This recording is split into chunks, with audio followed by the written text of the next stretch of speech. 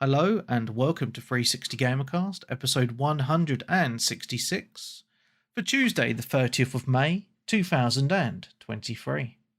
I'm your host, Mark Webb, gamertag PearsonID, SteamID, Webby360G, and joining me on this very fine evening is... Climbing towers, looking for shrines, Nick Fights. And Sensei Switch. Lovely jubbly. Yeah, so first of all, I just need to apologise to all the listeners. There was no show last week, which was meant to be the Patreon show. So sorry, Patreons, you've lost an episode there, but we will be recording the special this up and coming week, which is Nintendo, isn't it? So we've done the NES and SNES, so I'm guessing it'll be the N64 and the GameCube next. So... look forward to doing that. So yeah, apologies it wasn't a show. Personal, family, emergency stuff, which I don't really want to talk about on air, but yeah, I hope you understand. And yeah, all good in the hood. Cool. So we'll get into it, shall we? A video to the games. Yeah, so I mean, there's a lot of games I've been playing at the minute. I'm not sure about you, Kai, about you too. I think we'll get straight into something new. There was a demo that came out. There's actually been a couple of demos this week. I've only played one of them, so the one I haven't played is the new Layers of Fears demo, which looks really, really good. I just haven't had time to play it. But the other one is the Alone in the Dark Prologue. And I believe Darren has also played this. Yep. So, I mean, it's short. It's about 10 minutes long. Which one you on about? The Alone in the Dark prologue. Oh, right, yes. Yeah? For the size of the download, I was expecting a hell of a lot more than that. It was quite big, wasn't it? Mm. Yeah. I mean, graphically... looks really, really good. You don't really do a lot. You just walk around this kind of creepy old house because it's set. I mean, I can't remember the year it's set. It's like in the 18 something, isn't it? In the good old days. Yeah. So you play as this little girl, and you're in this house, and I mean, graphically it looks amazing. And then some weird shit starts happening, and she just seems to like just be used to it. So I'm guessing it happens all the time in that house.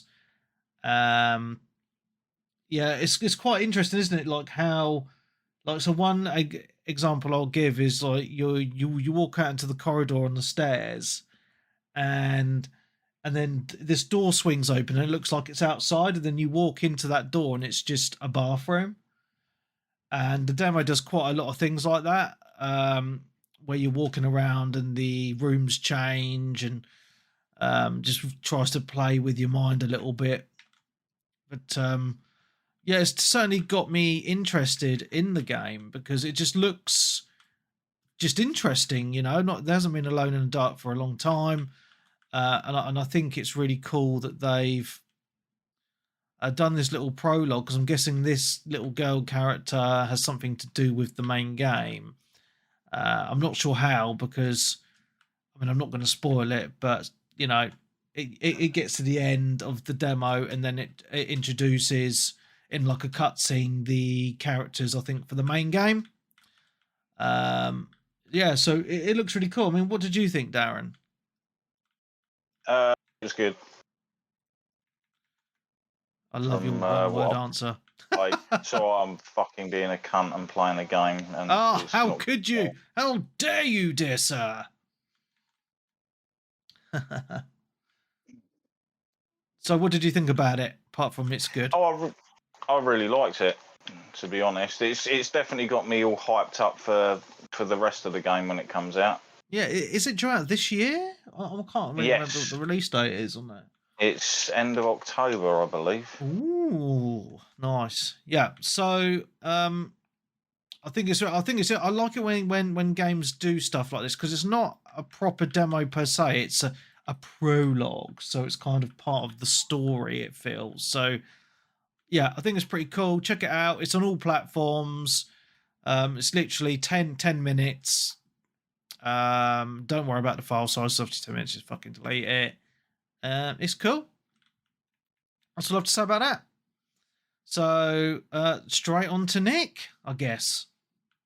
Yeah, I've been playing a game. It's been taking me for a while to play, and I thought now's the best time, considering the new one out is Breath of the Wild. You know, you're always a game behind, aren't you, mate? Several games behind. I mean, Yeah. I did pre-order and then cancel. Was it Tears of the Kingdom? Yeah. Is that right? Yeah. I pre-ordered it and cancelled it because I didn't realise it was pretty much a direct sequel to Breath of the Wild. Yeah. It uses the same map and everything. So I thought, well, I've got to try and beat the original first. I mean, I have played this on and off since 2017. Because, like I say, I got my Switch, what was it? The first Christmas it was out, if you see what I mean. So I think that was 2017. Yeah. So I played it on Christmas Day, and then I've played it again the following year, Christmas Day. But that just involved me getting drunk and forgetting how to play video games. So that makes it a bit more difficult to play. And yeah, so this time I thought, well, I'll really get into it. And because I remember I got stuck. I think I said before, like, because I didn't know, like, where you went to a place where there was all snow and I kept shivering to death, that you had to cook food and eat it to get, like, heat resistance or something. Cook food with peppers. And I'm like, oh, I didn't know you were supposed to do that. I thought you had to get, like a blue tunic or something. Like, it's what you normally get in Zelda, don't you? Like, when you do, like, the hot, like, lava levels, you have to have the red tunic. And if you have to do the water levels, you have to get the blue one. But yeah, so I've been playing that. I haven't actually done much of the story because it's quite a hard game. And I think, you know, like the combat, it's kind of like if you get hit once or twice, you're pretty much dead. Or it seems pretty much everywhere I go. And it is kind of annoying that the weapons break as much as they do. I don't know if they changed that or toned that down. Nope. Nope. You've answered me there. Yeah, because it's just like I'm spending a lot of time item managing and things like that and swapping between weapons. But most of the time I've just been, like I say, climbing the big towers to unlock the map and then doing the shrines. But the problem was I did that and I got up to about 25 orbs and I'm like, how do I use these? I forgot, and I just completely forgot. So I had to look on YouTube where to go because it doesn't actually tell. Well, it tells you it told me in a tutorial 6 years ago. So obviously I couldn't remember that. Yeah. But I went to it's near I think it's where you start the game. There's like a church, and you go in and pray to this little, and then you can choose basically hearts or stamina. Because for some reason, Link, I mean, he's just an asthmatic sufferer who smokes 80 a day. He's just got, like, no stamina in him at all. For some reason, he's like, he runs for 5 seconds and then he's out of breath and then he can't move. And it's just, I suppose that's just the game mechanics It's like of Alan how Wake, it works. Oh, yeah, he's pretty similar. Yeah. But, yeah, I mean, it's still enjoyable as a Zelda game. Like I say, this one is more open world than the others. I mean, they've all been kind of open world, but this one, it just like plops you down in the middle and just says go wherever you want. Yeah. And I'm not really, because like I haven't done much. I've done a few quests and it's now unlocked. I think it says go after these 4, was it divine beasts? Does that sound right? Yeah, it's been a long time since I played it, so I'm just trying to. And it's telling me to go after these beasts, and I'm like, oh, I ain't going after them. I'll do that later. So I'm just basically running around the map, exploring, trying to unlock, to get more stamina and more hearts and things like that. But like I say, it's just weird. No matter where I go, the enemies like one hit kill me quite a lot, which I don't know. Maybe I'm not supposed to go to those areas. Maybe there is a precise order I'm supposed to explore first, but I don't know. I'm enjoying it. I think I'm probably up to maybe 15 or so hours. Not bad. So far, but yeah, I'm enjoying it. And yeah, I think a lot of people have been playing the new one, haven't they? Yeah, I mean, I've been playing a lot of Tears of the Kingdom, and I think you're doing the right thing, mate, to be honest, by going back and playing the first one. Yeah, I mean, the only Zelda games I've beaten, Ocarina of Time. I beat that on the GameCube because it brought out like a double pack of that and Majora's Mask. So I beat that on the GameCube. And again on the 3DS and Wind Waker. Those are the only 3 Zelda games I've actually played properly and beat and complete. Mm-hmm. So with this one, I mean, I'm not sure exactly how long it is. I think it's like how long to beat says it's about 60 hours. Right. Okay. I think they're quite long games, but I don't know, if that involves loads of side quests or you have to do the side quests to get the hearts. I mean, I'm up to 6 hearts now, and I don't know how many the maximum is, to be honest. But yeah, I can't remember, mate, to be honest. Yeah. But yeah, I mean, Tears of the Kingdom is, I'm still playing that. It's really, really good.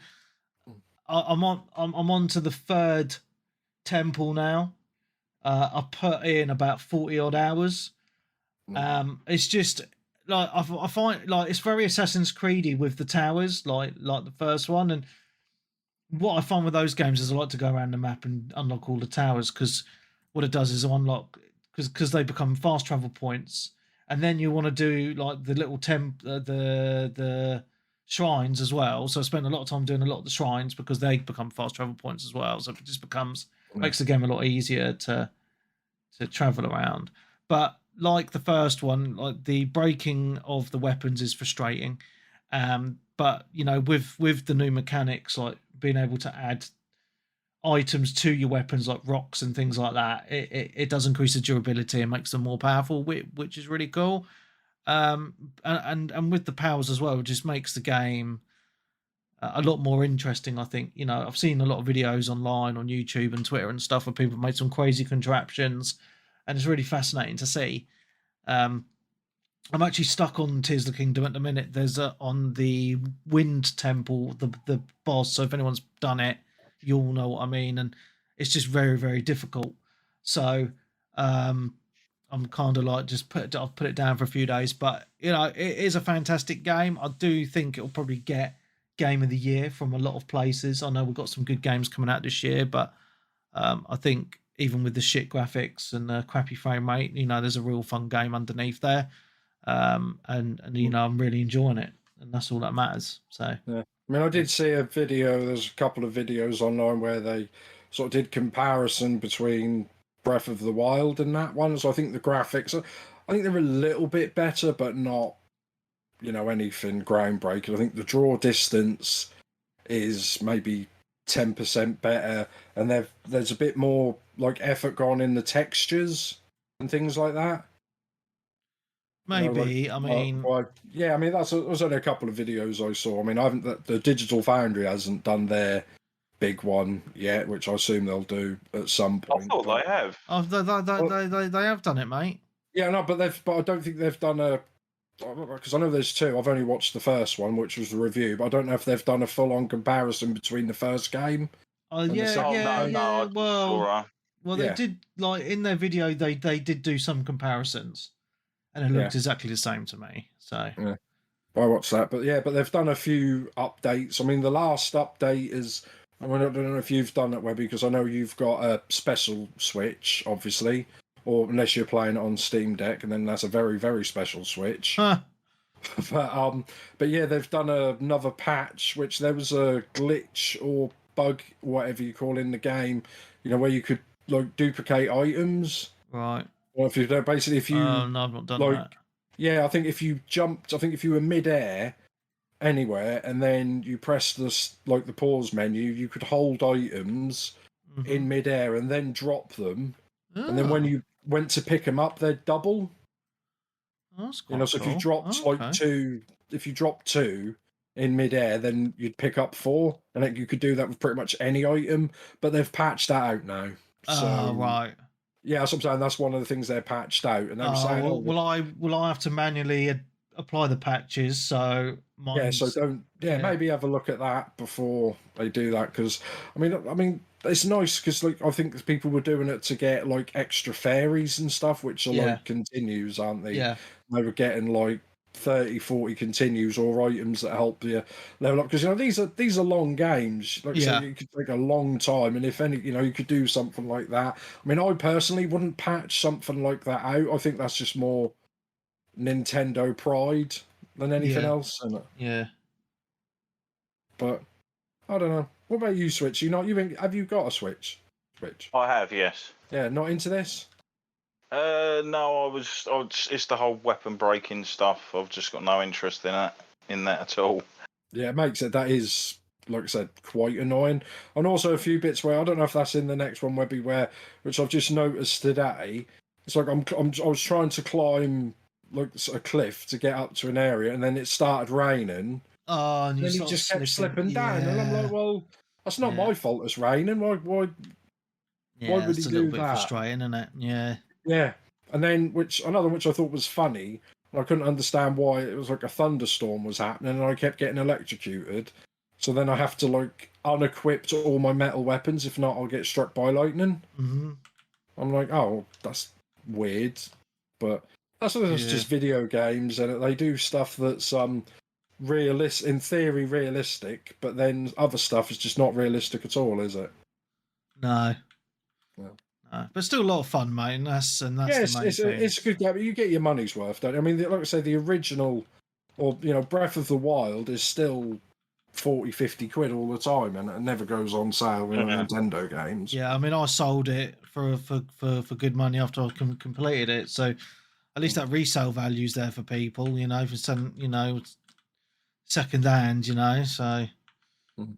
Yeah. But yeah, I'm enjoying it better now. But then I'm playing it docked this time, whereas before I was playing it handheld. Yeah. So I think that was another thing. The text was quite small on the Switch screen. Yeah. No, I mean, I play it pretty much docked all the time, to be honest. I think, I mean, the Switch is good, a good little handheld, but I just, because I'm at home all the time, I like to game on my big screen. So, yeah, pretty much always docked when I play it. Yeah, cool. Anyway, Darren, talk to me. Oh, one thing before we moved on, sorry. Sure, yeah. What are the little leaf people that everyone keeps crucifying and firing into the sky? Oh, they're these lazy little fucks. So basically, you come across them lying on the floor and it's like, oh, I'm really tired. Can you get me to my friend? That's like across a river or up a mountain or something. So it's usually they're usually near like a load of building material. So you got to so it's like a little puzzle, right? To get them to their friend, but most people just attach a rocket to them and send them off into space because they're annoying. Yeah, I was just like, who are these poor little creatures I keep seeing posted online, getting launched? Yeah. Plus, I keep seeing people making giant men with willies and shooting them for some reason. I don't know why they're doing it in the game. I keep seeing that on.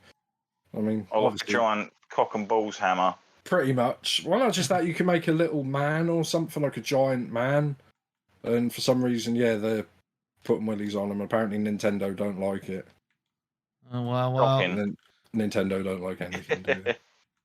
No, well, it's like Minecraft, though, isn't it? So if you give people an opportunity to build things, they're going to build giant cocks. That's just how the world works. Yep. So, yeah. Cool. Anyway, Darren, talk to me. What have you been playing, my man? Well, we might as well cover a game I think you and Elliot might have talked about when you was on before. Okay. Redfall. Oh yeah, you've been playing it? Yeah, I have been playing it. Yeah. And this has to be the most unoptimized game I have ever played for a next gen console. Yep. Like, there's so many technical issues with the game that shouldn't exist from like a normie standpoint of thinking of like gaming, if that makes sense. I guess that there's obviously reasons for it, but you're kind of like, why is it like this? Apart from that, there is actually some enjoyment to be had with the game. Yeah. So the actual exploration and looking through the houses and getting like the lock picks to open certain things or the other ones to deactivate the alarms and all that kind of stuff, I really like. The exploration. I also quite like the fact that you haven't got enemies everywhere. Yeah. Because that wouldn't make sense because it's a deserted town. Mm-hmm. So it kind of gives it a more of an eerie atmosphere. Yeah. And I know I hear a lot of people, it's like, oh, you can run for hundreds of meters and never find an enemy and stuff. You find pockets of them about, which is more realistic. Because it's a small town anyway. You're not going to have like 16 platoon army divisions. Yeah. Like wandering around in there or anything, are you? No. The AI is kind of shite at times, where they'll just sort of stand there and don't really react to you or do anything. Yeah. Yeah, I had one where I was on with who was on with? I think it was Frosty. And we come across this dude who was just standing there with his arms out in the air. And I was like, what the fuck's he doing? I was like, he's not moving or anything. He just looks like a fucking statue. And I was just such an odd little... Posing. Yeah. Odd little glitch. You used to get that in Cyberpunk all the time. Yeah, I mean, I had 2 vampires sat on roofs of like one of the buildings. And I was like, oh, peg them with a sniper rifle. And then the game reacted like they weren't actually there. And then they just disappeared into the house and then popped back out sitting there again. So I was like, I'll have a shot again. And then it didn't register anything. Yeah. As though they weren't even there. And then I walked up underneath where they literally stood and none of them saw me or did anything. So I don't even think they were actually supposed to be there in the first place. So it was kind of weird. I like to say the music's reasonably okay at times. Like, not all of it, but some of it is actually kind of cool. Where you're in the first area and you've got, is it like the Hollow Man? Yeah. This guy who keeps talking through the sky and he's also talking through TVs and stuff when you go into certain buildings. Because the story's kind of really bare bones, isn't it? It's explained on notes and things you find laying around and other bits and bobs, which is... Again, I don't really have too much of a huge problem with that, to be honest. I just look at it as in you're an outsider, maybe, and you don't fully know what's going on. So you're kind of discovering all that as you go through. But the technical aspects, I just don't get.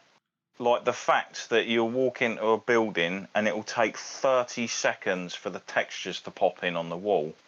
Ouch. And you're like, what the fuck? And like, it's not even a game. No. It looks like it could run on the 360. Like, in places. Like, the enemy designs aren't particularly over detailed. The same with the vampires that I've met so far. They're pretty basic. But then you'll get other areas, like interior environments and stuff, that can actually look pretty nice and pretty good. And then you'll sort of turn a corner and go down somewhere else and it will look completely basic and like as though you're a couple of generations back. It's been rushed, mate. It's been rushed out. I mean... How can it have been rushed? It was put back a year from its original apparent release date. I mean... this is... Yeah... The fact that it should get patched and fixed, because I will say... When I had to fuck around with so many options in the game to not feel sick when I was playing it. Oh, really? Because when you're turning left and right, there's just a constant kind of ghosting, and it seems to go really like too fast, and it's not smooth, so it throws you out. Because obviously it's 30. Right. Oh, right. Because obviously I haven't played a 30 FPS shooter. It's probably since the 360 days.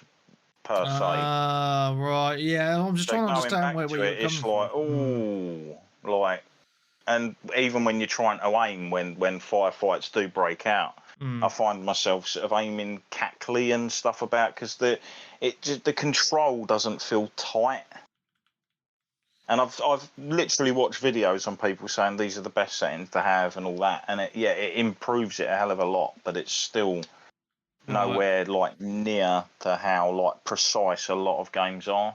That's odd. I mean, yeah, I can understand your frustration 100%. I mean, I'm playing it on PC, so I'm not getting all the issues that you're getting, to be honest. It runs at 120 FPS. It's smooth. Well, I say it runs at 120 FPS, not all the time. It's really odd. Like, I found like the longer I was playing it the other day, like the worse my frames were getting. It was really bizarre. And then, yeah, so it's like started off playing 120 FPS all in the open world. It was like really, really good. And then like as the session went on, it was like getting worse and worse. And then was going to some areas and it was like, oh, this is fucking awful. So So I had to restart the game, and then it seemed okay again. But I mean, I'm enjoying it co-op. I think it's quite fun, but because of those technical issues, I think people have just fallen off it. Because I like the first week or two it come out, I was playing it with Frosty and Gavin, and then I found after that, um, you know, people, as I say, people just fell off it. See, this is the worrying thing. Is obviously they are working on patches for it, It's gonna have but no player base. I could actually see them actually going, you know what, it's not fucking worth it because no one's playing it. Yeah, yeah, And like that's a damn shame because underneath all of that there is a pretty fun, enjoyable game. Like the unique weapons you pick up are actually pretty cool. yeah. Like the exotics or whatever they are. Like I had a pistol that you didn't even need like a stake thing on it. It will That's just cool. take vampires out like with just normal shots. Then you've got obviously like a weird shotgun that looks like it's made out of animal bones or something strange. Oh, And awesome. that gives me like health back on vampire kills and such. Oh, that's pretty cool. Yeah, I mean, I'm just a little disappointed, Darren, to be honest, because it was, you know, people are hyping this up to be like the next Left 4 Dead, blah blah blah. Oh, I and never it's just a thought it bit was of a going to be. disappointment, you know. Yeah, I never thought it was going to be that big. I just thought it was just going to be a fun, explore with your mates, look around, single player or whatnot, just find things, kill shit kind of game. Yeah. But it technically is all of that, but it just has all these weird technical issues. Yeah. Like I jumped on top of a building near one of the general stores where you can climb up onto the roof because the verticality in the game is actually not too shabby either. Yeah.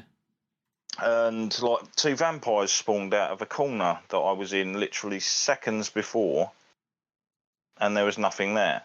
And I killed them both, turned around to do something, looked back, two more enemies had spawned in that same spot. Killed those. Going down the stairs, because I was obviously up, and by the time I got down to the bottom, two more appeared in the same spot, like it was a spawn point, and they were just being thrown in there. I was just like, oh, great. So it kind of breaks your immersion a little bit. Not quite as much as, obviously, another game I will briefly talk about. Yes. Yeah, it is in that game, yeah. I'll talk about it a bit later on. That has more annoying things than that, but I can kind of overlook them in that game. But it's a decent game in a way, but I definitely wouldn't suggest paying full price for it, and I'd definitely wait for a patch if you're on the fence. I'm hoping when they do a patch, the game has a little bit of a player resurgence, because you might have a lot of people that are waiting. And obviously, if you've got it on Game Pass or whatever, it hasn't cost you anything anyway, so it's not going to really what's it. Yeah. I mean, what's puzzling is I actually had, before the game came out, I had one of their, is it the Bite Back upgrade or something? Yeah. Which added like the extra cosmetics and an extra couple of characters on release, the usual bullshit kind of thing. And I usually favourite things I'm kind of interested in on the stores, so when they go on sale or whatever, I get notified and I might go and pick them up. Yeah.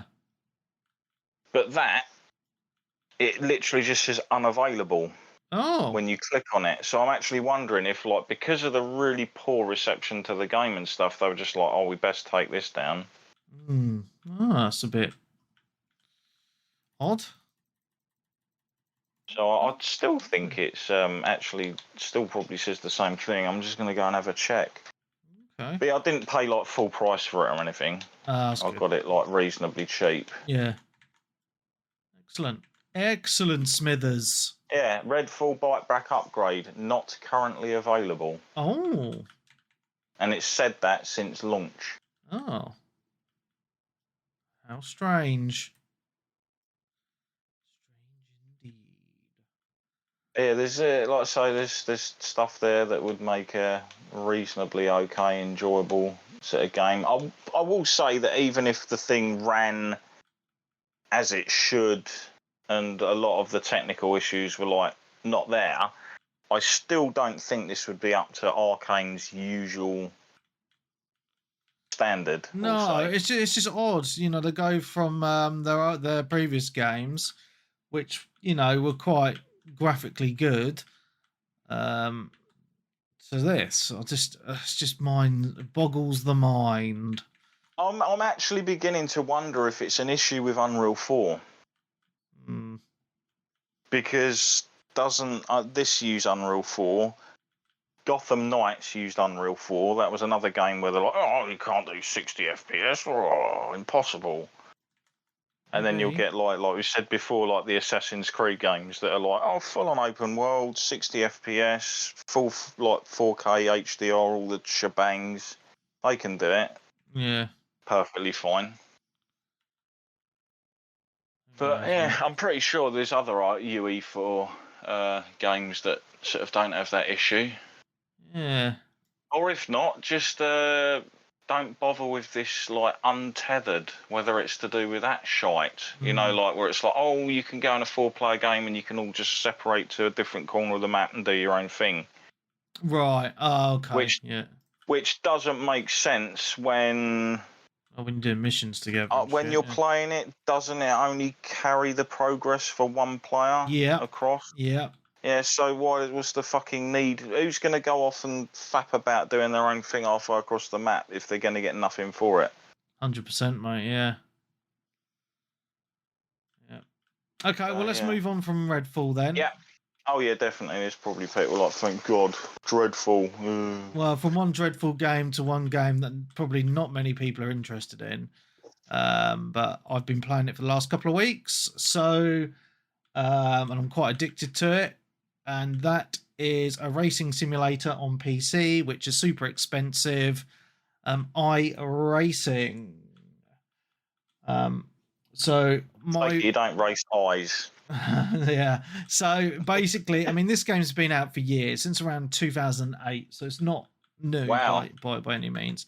However, my racing wheel's been gathering dust a bit recently. So I was like, I just fancy playing a racing sim. Like a lot of us have fallen off Gran Turismo. We used to do our weekly Gran Turismo races, and they're not happening. I was just like, I just want something, like, you just get that itch. So I was like, fuck it, I'm going to do a month on iRacing. And I'm blaming Darkest Frost because he was like, I'm signing up for a month. And I was like, fuck it, I'm going to sign up as well then. If you're doing it, I'm doing it, you know. So the last time I played it actually was 2020. So it's been a good few years since I played it. And I only signed up for 1 month because, you know, the biggest drawback to iRacing is the cost. So just to give people a rundown on how insane it is, there's a monthly subscription fee and it works out £15 a month. And then with that, you only get about 10 cars and about 10 tracks. So that does you well for the lower licenses. I've been doing quite well with my racing, so I've actually gone up a license. So I'm now available. So what's now available to me is to do more races with better cars and more tracks. However, I've not bought any of them because the prices are redonkulous. So a track is 15 quid. And you can imagine how many tracks there are. And per car, the car prices range from about a tenner to about 30 odd quid per car. So obviously you got your monthly subscription fee and then you got to buy cars and tracks on top of that. So it does become very, very expensive. Yeah. However, there's nothing like it. And this is the problem with racing games. You know, we're all excited for Gran Turismo, and I've been playing a little bit of that, you know, today, just to have a little bit of a comparison. And it's just like, it's just odd that, you know, you've got all these good racing games out there, like Automobilista 2, Assetto Corsa Competizione on the PC, Project Cars 2, and then on the PlayStation you've got Gran Turismo. But just the multiplayer just feels dead to me. You know, you either like, there's no lobbies running, or there are very few running. On Gran Turismo, you do have the weekly sport races, which are okay. There's, if you want that itch, but iRacing does it in a way where there's loads of different leagues running and all the races are scheduled. So, like, say, for example, the last couple of weeks I've been doing Mazda MX-5 races, and there's this car's called Formula V, which are like the slow Formula cars, like really slow ones compared to like F1 cars, yeah. So it'll be like every hour on the hour, there'll be an MX-5 race going on, right? So like 8, 9, 10 o'clock or whatever. And then at like half past the hour, there'll be a Formula V race. So I'll be like, right, I'll chop and change between the two. So everyone who wants to do those races obviously is queuing up for those races, and then everyone goes in. So, but it does it in a way where you sign up for a race, and then it puts you, if you want, in a practice lobby. So you can practice the track, and then before the race starts, you qualify, and then you do the race. And it works really well, because what I'm finding with it is, because people have spent a lot of money on the game, and you have your licenses, and like how many times you've come off the track affects your license, how many times you've spun out, and then if you've hit any other cars, it affects your license. So at the end of each kind of season, well, like every couple of weeks, like there's, your license can go up to the next class. So, and the only way that's going to go up is if your safety rating's at a certain point. So if you're a dickhead and smashing into people, right, you're not going to progress. Also, there is a reporting system. So if you are a dick too many times, they'll just ban you from the game anyway. So it keeps everyone very, very clean. And I've had some epic races on it, man. Being overtaking people. And it's all been really, really clean. I mean, the only times I've been spun off is, with people of like, I've been right up someone's arse and they've spun out in front of me, so I've gone into them, stuff like that. So, it's that is a really good system though, because I wish more games would actually adopt a similar sort of thing to that, because I used to play a lot of racing games online. Yeah. And then I just stopped because someone who's losing will just turn around and drive backwards around the track and just be a cock. And you're like, pointless. Or you'll just get someone where you're racing in teams and one of the other teams will just ram you off the track because their guy's in first and they want to, and just like all of that, it's not proper racing, to me. No. Like, so, I mean, it's just the cost, it's very expensive, but I think one of the reasons I'm really liking it is because of that clean racing. You're getting that, and you just don't. I know, and I've played all the Sims and all that, and I just finding I'm not getting that anywhere else.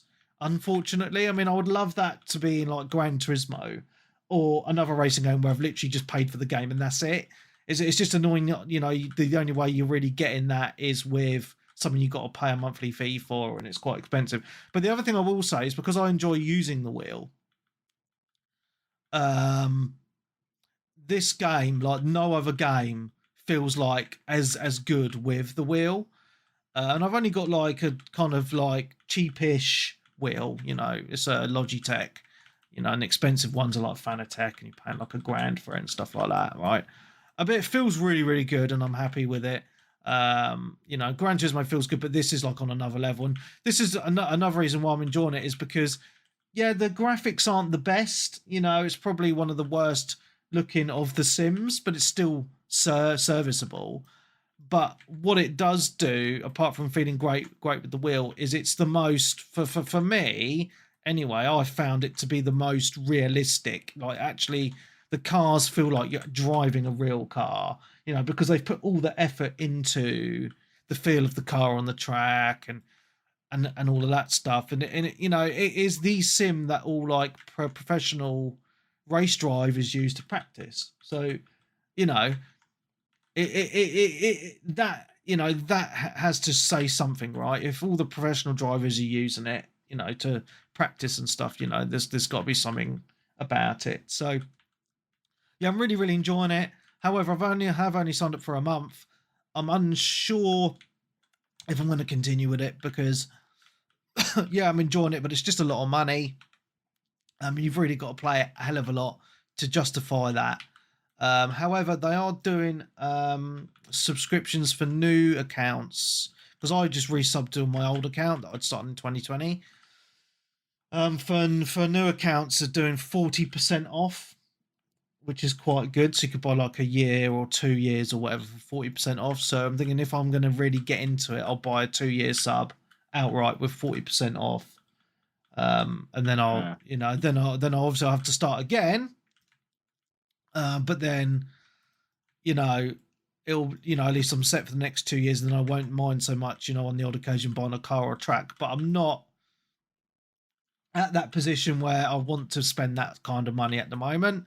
And also in the back of my mind, I know Forza is out this year as well, and I know a lot of the community are going to be on that. I know Venom and Laffer will be on it, Tag will be on it, and a few others as well. And I don't want to be committing myself to a 2-year sub on iRacing and then like fall in love with Forza Motorsport and then spend all my time on that. So I'm just in two minds a minute. But as racing sims go, like, it is, in my opinion, the pinnacle. Like nothing feels as good. It is brilliant. So yeah, just wanted to give that a shout out. And I am in the middle of making a video comparing 4 racing sims at the minute. That should be out this week. So if you want to see that, check it out on the YouTube channel. Just search for 360 Gamercast. It'll be on there. Oh, cool. So back to Nick. Yeah, another game I played. It's old but new because it got a deluxe edition that came out last year. I think you might have played it. What was the Stanley Parable? Oh yeah, fantastic little game. Is that on console now? Yeah, it came out last year. It's a while back. Yeah. Yeah, it came out last year. It's the Ultra Deluxe Edition. Oh, I played on PC years ago, man. Yeah. Yeah, I mean, I completely missed it because I wasn't really into PC. Well, I'm still not really into PC games, but it came out on consoles. I think it's like 20 quid, but it went on offer for like 11 or 12 pounds. So that's not bad, is it? Yeah. And yeah, I mean, I think it's this one of these loop games. Like I think a lot of people have seen over the years. Where you just walk around to do it. It's quite basic, but like it's got this like narrator. He just doesn't shut up. He's constantly talking. But I mean, you can beat the game in like 3 or 4 minutes if you know where to go. And I think there's an achievement for beating the game in like 3 minutes or something. But obviously, there's so many different ways. It's just little things like you come up to a junction, you go, Stanley took the door to the left, and you go in the door to the right, and he's like, oh, Stanley is being an awkward little swat, and things like that. And he just keeps saying stuff, and there's so many weird stuff. But I mean, from what I've heard in a few people who watched that, if you've played, because I streamed it, but if you've played the original, this is definitely worth a play because it's added some extra stuff, and there's basically a door near the start called extra content door. Oh, nice. So cool. Like whole new areas, new rooms, and it's got like a you go through like certain areas, and it's got like, I don't want to spoil too much of it, but it like shows you reviews of people that have said about the game. Oh yeah, that's pretty cool. And it also goes Steam reviews, and they pick some of the ones where people absolutely talk trash to it. And he says the username, and then like the narrator has to go back at them. Oh, that's brilliant! It's just hilarious. And then I think they get some actual reviewers from like Destructoid who reviewed it and gave it like 9 out of 10 and things. Like I said, you go to a few areas and they've got like collectibles like a Mr. Bobblehead and like loads of different things. So obviously you get your achievements as well, which everyone loves the achievements, and I've got all of them apart from one. 2 of them you kind of have to cheese it a bit. One of them is play the game in 10 years time. Oh. So obviously you just do a dodgy and disconnect from the internet and change the clock to like 11 years into the future, or 10 years after you've last played it, if you see what I mean. So that's easy enough. But there's another one, which is you have to play the game for 24 hours on a Tuesday. What? What? Yeah. So you have all in one go? It's not. Is it a cute? You not can cumulative. accumulate it. Oh, but right, that's good. Yeah. So, well, it's still not good, is it? It's kind of it's Well, a pain just in. Stanley Parable Tuesdays, mate, and you just like slowly work on it. Or just leave it Yeah, I mean, running I've when you're tried. asleep I or left. something. I think I left it running the other day when I was working, so I may have like 18 or 19 hours, but it's always a bit iffy with this sort of thing because so the console didn't turn off, but I think the controller turned off, so I don't know if that messes Oh, with you it. need a wired controller, mate.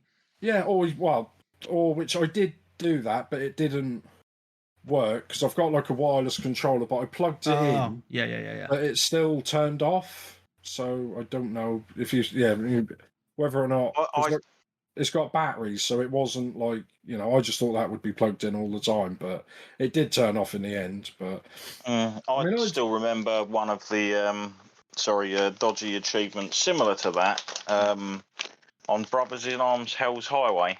Oh yeah. Which wanted you to play the game on D-Day, I think it was. Yeah. I remember that. Yeah. Loads of people moaned because it was like a good month or so after the game came out. Right, we'll just turn it off. And people were like, "Oh, I just wanted to play it and trade it in." But now I've got to wait to trade it in because I want to pop that achievement because it was for everyone I knew. It was the last one we needed. That's hilarious. Yeah, there is another. I don't know if it was that one, but there's another one, like an achievement for a game that says like play it on launch day. And I think I don't know if it was a 0-point achievement, but you would still need it to get all the achievements for that game. Isn't that just the I know there was like a launch day achievement for the Xbox One, wasn't there? Yeah. Which I never redeemed because I was like 0 points, fuck off. You could have sold it on eBay, mate. There were 0 points. I think I might still have it, or I gave it away. But there was a bunch of 0-point achievements for Brothers in Arms as well, which I never even bothered going for because I was just literally like pointless, pointless. The only downside is when you don't get them, it didn't put your game back in the day into your 100% completion lists. Right. Even though you had like a full 1,000 gamer score. Because you were missing a bunch of pointless ones, it wouldn't come up in your fully completed. That sucks. But thankfully, 0-point achievements aren't actually a thing anymore, are they? No. Oh, can I actually say Redfall must have angered Sly? Oh, because the achievements. It's got loads of odd numbered achievements, like 17 gamer score and that. Lols. That's good. But do you think you're going to play this, Webby? Because if not, I want to spoil some of the end stuff. I don't give a shit, mate. Yeah, well, I don't know if you can remember, because someone was telling, because like I said, I had one of my regulars in my chat who played the original, and he was just like losing his shit. Because I don't know if you got loads of endings of this game, but you actually, whereas in this one and the original, you go to different games at the end. Oh, he said in the original, you went to basically like a Minecraft world. I can't remember, mate. It's been years. Yeah, well, basically that's what you did in there. Whereas this one, I was basically because basically every time something happened, you restart, don't you? Back in the room. Yeah. Whereas this, I restarted and it went, oh, this isn't right. And you know the game Firewatch? Yeah, I love Firewatch. Awesome game. I started off and I was in the Firewatch tower. Oh, that's cool. So I was in another game. Is it the same developers? I thought it was, but it might not be. I don't know. I probably should have checked that, but I thought that was pretty cool. And then there's another bit where you start off again and you're in a Rocket League match. You're like in the stadium of a Rocket League, and it says Rocket League with the logo and everything. That's awesome. There's a few games. I just thought, he's like, this is weird. It's a game with giant balls, and you've put them into a net and things like that. What a stupid thing to do. Things like that, that's what the narrator says. Awesome. But yeah, if people thought, I played it, what's the point of getting the deluxe edition? They said it does play with people who played the original, so you would appreciate some of those bits, the differences and what they've done more if you've played the original and you like the original. But maybe I'll get the full 1000G at some point if I remember to leave my Xbox on tonight. Nice, mate. Nice. All right, to Darren then. Back to me, is it? Oh yes. Fair enough. Did I talk about Dead Island 2 the last time I was on or not? You may have done. I can't remember if I spoke about it after, because I know that basically you and Sly talked about it. Yeah. And you talked about the fact that you'd gone ahead with the story. Yeah, and I've completed the story, but done hardly any fucking side quests. All right, yeah. Well, I've rinsed everything. I've done all the side quests, the main story. I think I've got 4 challenges left to do in the whole game. Oh man, that's amazing. And one of them is obviously the one I need the last achievement for, which is like getting people up, like reviving them. Reviving your co-op partners and stuff. So that's one of my last ones. But what a fucking great game! Like I was a bit sort of worried about it at first because of the fact that it had gone through so many different developers and whatnot. Even though I was a big fan of like the first one and Riptide. Yeah. And yeah, technical issues aside, I found so much fun in this game. And the more you play it, like certain enemies that sort of piss you off at the start, you just muller the shit out of them later. You don't even get touched by them sometimes. Yeah, I mean, I enjoyed it, but as I say, like we rushed it too much. We struggled at the end, so I had to join Frosty's game to get me through to the end because he was a much higher rank than me. And when you join someone's game, it puts you up to their level, doesn't it? So, I think once again I was like the max level, like a fair bit before the end of the game. Wow.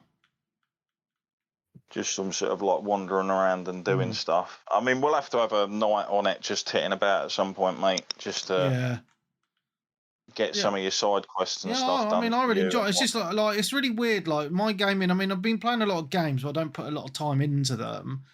And I've just been playing like a lot of. I'll talk about it in a bit, but you know, I just need to get that. I would like to play more of it. I just haven't had that opportunity. So yeah, we do need to organise some a session. I mean, even if you get a few other people in as well. Yeah. That play it to get other people's side quests and such done as well. Yeah. I mean, there's technical randomness. Like the annoying thing is you can be in like a door or in a room where there's literally nothing behind you, and then you'll just get hit in the back because the game decided to spawn an enemy literally out of your arse crack. And in some of the latter levels where you're running around the beaches and stuff, you'll literally see enemies just spawn out of thin air and on the beach and stuff in front of you. And you're like, all right, that's a bit annoying. It slightly takes out of the immersion. Yeah. And although there's not a mass amount of immersion in the game, you can sort of like get pulled into it a little bit if you hang around certain areas and you've got the headphones on and all the rest of it. Yeah. But I think it's going to be a great pickup for people, like when it goes on the cheap, like in sales towards the end of the year and such, or maybe even Game Pass pick it up. Oh, definitely. Because I think we spoke before, didn't we? The fact that it isn't open world kind of threw me off at the start. Yeah. The way they've actually done it, I'm perfectly fine with. Yeah, it's like in little sections, isn't it? So yes, because each section is like its own, like has its own feel and look and everything to it. And I think because it's all in a tight, I mean, these zones are pretty big. Yeah, I'd say so. Like they're not just like a small bit. I mean, you look on the first one where I remember someone saying, "Oh, there's only about 5 houses and stuff you can really go into in the first map in like Beverly Hills or whatever it is." But there's like tons of side streets and sewers and all this other shite connecting all of that anyway. So it's and they're mansions. They're not like a normal house. They're like multi-million-dollar mansions. Yeah. So the detail and all that lot is all still there. Yeah, definitely. Plus, it's a lot easier to sort of tidy up and know where your quests are because they're all generally to said zone. Yeah. There's a couple of stupid characters in the game, but you always get that. Even in the older ones, there was a couple of characters I didn't particularly vibe with all the decisions that that side they made. quest go as an influencer or whatever YouTuber. Oh, you got to kill. I laughed. 20 zombies kicking them off the thing. Yeah, because I laughed with that because I was like, I know exactly the mission you're on about there. Because I did that and I struggled on that bit. Yeah. Because I was like, hold on a minute, because they're literally, all the zombies are coming at you from an angle where you literally have to try and move round them to knock them off the edge, because none of them are coming from the direction you need to go. Yep. Or you need to knock them. And it became a right piss off. And then amongst all of the normal enemies, you've got the specials turning up as well. That's right. Which you can't just drop kick off the edge. Pain in the arse, dude.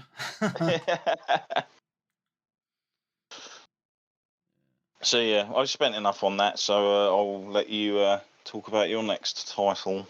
Yes. Call of Duty. Get that out of the way. Been playing loads of Call of Duty. This game, man. I don't think I've played a game this much, like since it's come out. For a long time anyway, since probably Final Fantasy 14. It's just like, and that is what I was trying to say earlier, that I'm struggling to put time into other games because I'm just playing COD so much. You know, I'll jump on an evening and there's me, Venom, Laffer, sometimes Peebs, sometimes Colin, Gavin as well. You know, we just all jump on Call of Duty. Especially over this weekend, it's been a double XP weekend, and I've just wanted to just finish the battle pass, and I've literally just 100%ed it just now as we've been podcasting.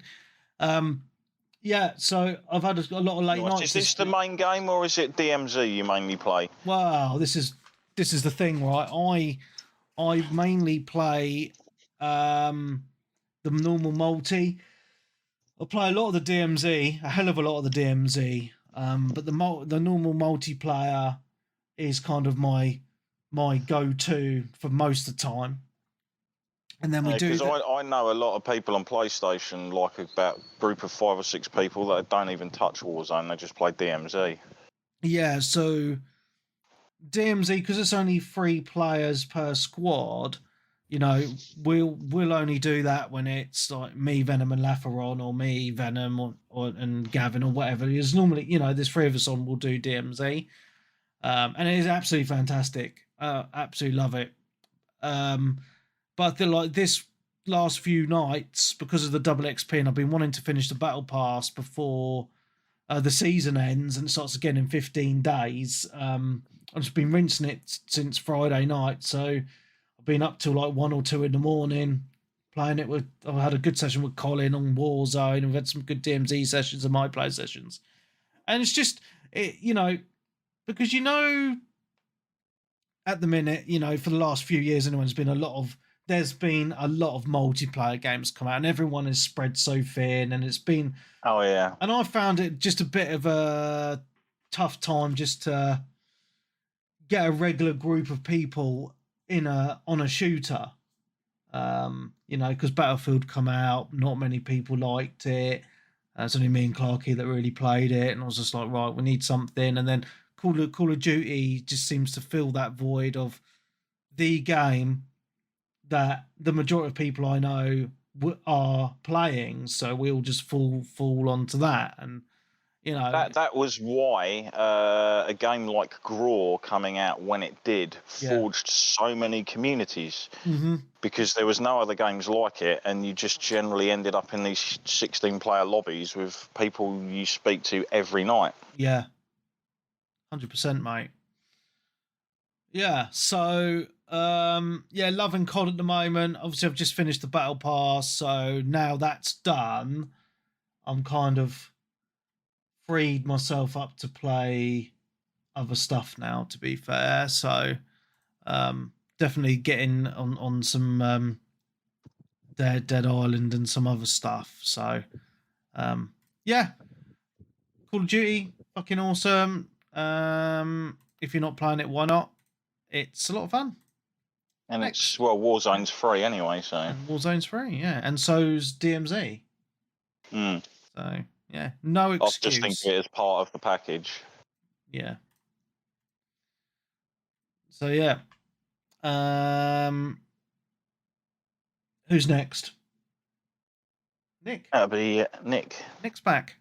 Yep, I'm back, I think. Okay, yeah, so I played a game and finished it pretty quickly because I had a week off work. So there's Spider-Man Miles Morales. Oh, nice. So You got the bug, didn't you?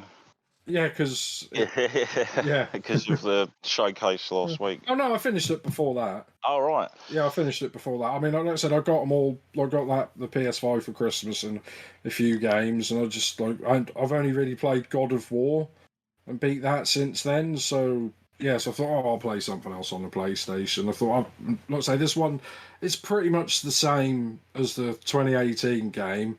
I suppose the graphics are a little bit better, a bit more solid, but you play as, Miles Morales rather than Peter Parker, because he goes on holiday for reasons I don't know. So you play as him, and like I say, it's like a light version of the 2018 one. But it was enjoyable. The only thing that was a bit crappy was it was set at Christmas time. And it's just, it's always a bit depressing playing something or watching something when it's Christmas time, in the middle of the year type thing. Do you see what I mean? It was a way of giving the game a unique feel to the first one, because it's like the same city, isn't it? So yes, well, it's all New York. That's where Spider-Man lives, but yeah, I mean, I think I've beat it in about 8 hours. I mean, I didn't get the platinum. I got the platinum on the, the PS4 one, but I just thought, nah, I'm not really that fussed with this. But I think it played pretty well. I think a lot of muscle memory came back from the first game, sort of pretty quickly. And the only thing which was weird, which I think was probably on the PS4 version as well, and I could hear it. I thought it sounds weird that the noise that your web shooters make. That was coming through the microphone on the control, the little speaker on the controller. yeah, So I was like, they do that with some games. Yeah, so I was like, turn that shit off, because that was just irritating me. But yeah, I played through that in 2 or 3 days, and yeah, I enjoyed it enough. But I suppose I'm ready for the proper big Spider-Man this year, which they still haven't announced an official date for it yet. They just said fall or Q4 or whatever they call it, but. People are expecting September sort of Yeah, time, but that might be a bit. I don't know, maybe a bit later. Yeah, because what they're saying, that's when Starfield's been delayed too, so they might try to get out of the way of that. But I don't know. I mean, if it's a PlayStation 5 exclusive going up against an Xbox exclusive, does it really matter? Unless and I mean, I don't know what percentage of people own a Series X and a PS5. If you're thinking, because people might think, well, if they've got a Series X and Game Pass, they might think, well, I've already paid for Game Pass, I'll play Starfield for a month or 2 and I'll get Spider-Man later, so maybe that's why they're going to get out of the way of that. But I don't know. Plus, I still don't think the PS5, the HDR is that great. I still have to keep playing with the settings, turning off, trying to change it all. It just doesn't, I don't know why. The PS4 is good, and the Series X and Xbox One X is good. It's just for some reason, the PS5 from my Samsung just doesn't like the HDR very, very well. I've got a Samsung, and the HDR works perfect on mine, but it is an older set, so I don't know. Well, I know mine's a 2018 Samsung.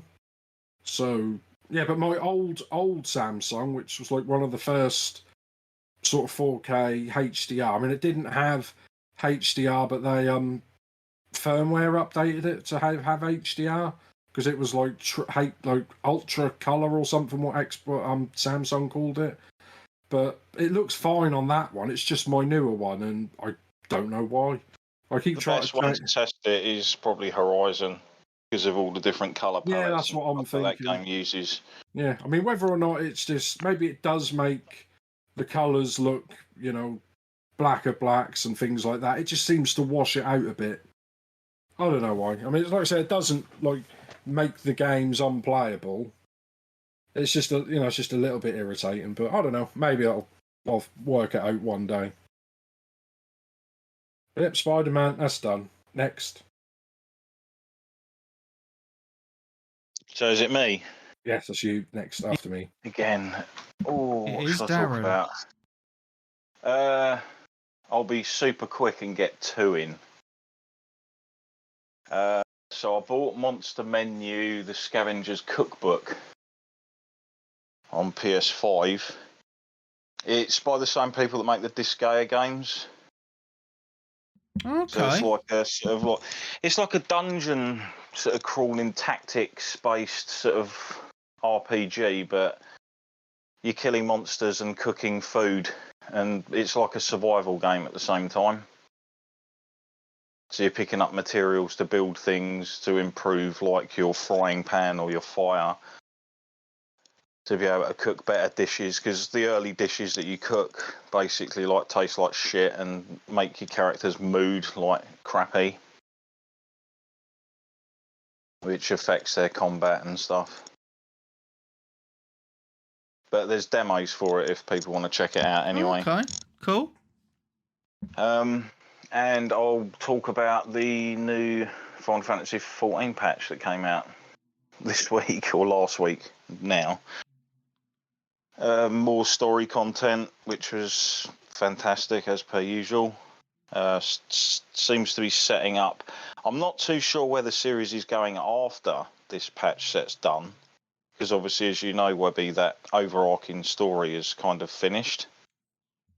Yeah, that's right. And I imagine this new one is going to wrap up by the end of these patches. So where it goes to after that, I don't know. It'll be interesting.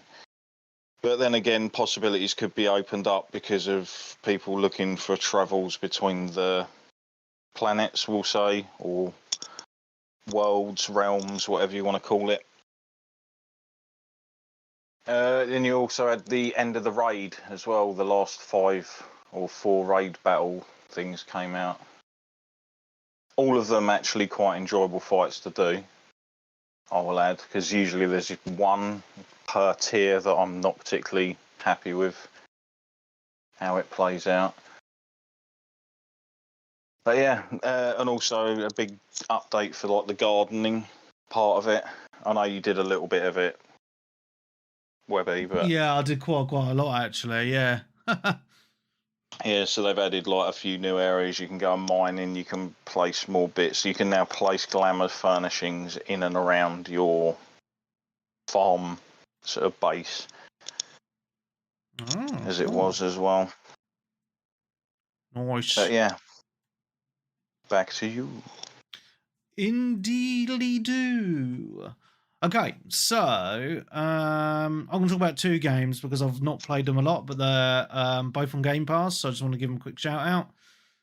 So had a quick bish bash bosh on a game called Railway Tycoon 2.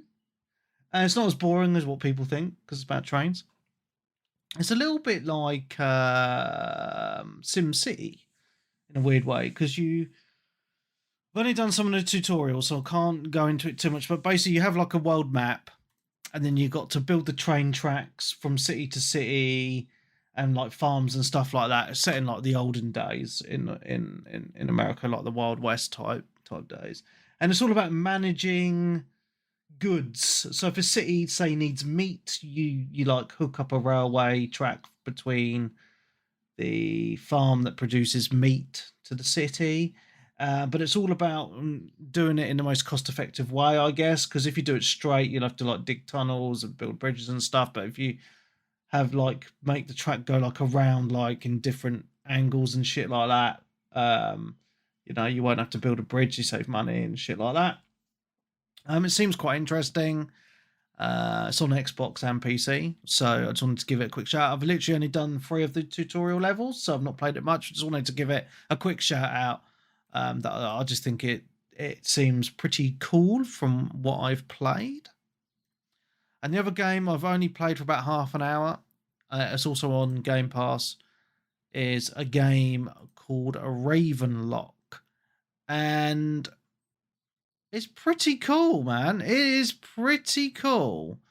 So, basically, it's in these like kind of cool, like blocky type Minecrafty graphics, but better. It's the only way I can explain it. I know I'm probably explaining it really shit. But basically, it's very stylized, and I really like that. So you start off, you've just moved house. You're this little girl. You've moved house, and basically, you get sucked into a mirror into a magical world. Kind of reminds you of Narnia, the Witch and the Wardrobe. And you know, it's really cool. You meet a colourful cast of characters like little bunnies and stuff like that, and then you find a sword and shield. You learn how to fight and dodge, and there's shitloads of quests to pick up, like side quests and shit like that. And it just seems like quite a cool little game, to be honest. So, as I said, I've only played it for about half an hour, but my initial impressions are very good. It has good reviews, which is good to see as well. So that's good. Yeah, it looks great. Apparently, apparently the game's not very long either. So I'm looking. So on the PC, it tells you that like how it gives you a how long to beat section. You know, from that howlongtobeat.com, and people are completing in like 4 hours. So it's only a little game, but it looks cool. It plays really fun, and you know, I like these little interesting indie type games. Yeah, it's fun. It's really, really fun. So check it out. Yeah, I've talked about 2 games. We'll get back to Nick, if he's there. Nick, you there? Yeah, I wasn't muted. Okay. You were muted. Yeah, so I'll press refresh and I lost my games list. That's very professional of me, isn't it? Hang on, podcast notes. There we go. Yeah, I've only played. Well, I'll just chuck a few in because I played a quick go on a few games. So my mate bought himself a Dreamcast a few weeks ago, and obviously fixed it. So I thought I'll have a go at mine. Plus, I also had to because I had mine modded and chipped, so it's all region free and things like that. And I had to change the battery in it so it holds date and time, because I think it's similar to the Sega Saturn, but with this one, like, I've modded it so you can actually replace the battery, because they're normally soldered in, but you like put a little holder in. So I played a few games on that. So the usual played for about an hour or so. Was it Crazy Taxi? Oh yeah, nice. Yeah, because we all love that. And I was showing my mate because he wants to get like a HDMI cable for it. So we played Crazy Taxi, Daytona USA. What's Daytona USA 2001? So that was pretty cool. So that's the same as, you know, because we always used to play that in the arcades, didn't we? Where it'd be like Daytona with, you know, the sitting down. Daytona. Yeah, I remember used to playing that in the arcades. I always thought when I played the Saturn, I was like, oh, because I'm sure the graphics were better in my head. That's probably because I was playing the 2001 edition. But so we played a bit of that, and I played a little while on Zombie Revenge. So I played that's just like a shooting action game. It's quite expensive because I think it got released late in the life cycle, but it's okay. It's just not that clever. And also just played that. It was good for its time, I suppose. Yeah, it's those games don't exist anymore, though. Those types of games, do they? Like those point up, shoot 'em up, third person shoot 'em up type games. But yeah, obviously that, and obviously the classic, you know, Marvel vs. Capcom 2, things like that. And for some reason, I don't know why, I played Dead or Alive 2. I seem to play more of Dead or Alive 2 and on Dreamcast and 3 on the original Xbox, even though I could play that on the Series X. I seem to play those games more than like the new Dead or Alive 6, because I don't know, they're just more fun and everything's there, and I don't have to unlock everything all the time. Yeah, they did sort of screw up the last one with dragged out unlocks and such. It was reasonable. It just didn't really like go in a direction. They kind of laid off the stage transitions as well, didn't they? Yeah, they're just some of the later ones. It's just the same with Soul Calibur. It just doesn't. The newer ones don't play as well as the older versions, you know. Don't know why. I probably made them more complicated and complex, but yeah. So bit of Dreamcast. So that'll be all right. I enjoyed that, and I did like just because it didn't work, so I had to get another copy of Skies of Arcadia. Oh, that's a shame. Version, yeah, the version I they're a pirate copy, so it's not the point. But I just messaged them, and they just sent me like the discs again, because that's a bit iffy. Because obviously some of our games are VGA and PAL and things like that, so some of the versions work or don't work. So I think Skies of Arcadia was a version that wouldn't work through VGA mode. So it's either you use the SCART lead, all the little, the red, the yellow, and the white cables, and have a crappy picture, or you use VGA to get a better picture, like 480i. I think that's what you get with the VGA cable. But then some games are not compatible with it. So, but some games were compatible in America with VGA, but not compatible in PAL region with US, which is, I think that's because we got SCART as well as that, didn't we? Yeah, they didn't really go much into SCART. I noticed. No, they didn't. It was like a European thing, I think. Yeah, so I think they had. I think they thought, oh well, we'll make it RGB SCART compatible, but they didn't want. They could. Well, I suppose it weren't cost effective to make it. Have 3 different types of video output mode. Maybe that's too difficult. I don't know. But the title screen of Skies of Arcadia looks lovely. And I will eventually play that one day. When I finished like Zelda from like 6 years ago. But yeah, that's me done. Ding dong. Were you, Darren? Well, I might as well say, because again, I think I talked about it briefly at the end of one of our recordings on a Patreon episode, so some people might not have heard it if it was included. But yeah, I got myself a PSVR 2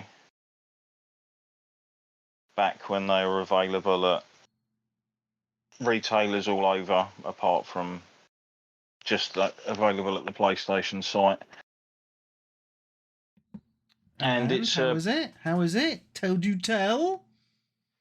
To be honest, I'm going to say I am kind of disappointed. Oh. in a way, just because like when they said like, oh, it's 4K HDR OLED like screens and all that, like I was like, here we go, like finally getting into VR a bit crisper and more clearer. And it is, but it's not like a massive leap. Right. It might just be due to the fact that most of the stuff I played on my old PSVR was things like Resi 7 and that have done really well anyway. Mm-hmm. So yeah, first thing is as well, the way you put it on your head and adjust the headband at the back to sort of like push the goggles towards you more to get a more of a snug fit. You've also got like a dial on the top now where you can choose your eye spacing. All right. To try and get it in the sweet spot, but setting it up for a sweet spot is a pain in the arse. Right. And if it slightly goes off a bit, you notice it's not as sharp anymore, which is again like a slight annoyance.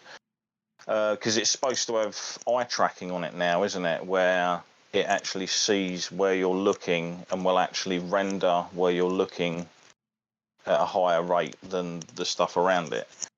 Okay. Like you do in real life when you're focusing on something, everything else to the outside of that is blurry, so it kind of saves on the memory of the game. The other thing as well is it had been a good year or so since I'd used the PSVR, like the original. And then when I got this one and stuck it on, it still feels that you're sticking on like a diver's mask. Right. Oh, okay. So your field of view is still much shorter than you kind of really want it to be. Mm-hmm. Okay. Interesting. Grabbed the demo of Horizon Call of the Mountain because it's not available physically, so I wasn't going to pay for it. I thought I'll just try the demo thing out, and it starts you off, from the early trailers where you're sitting in the canoe or the back of the canoe while they're going up the river. Yeah.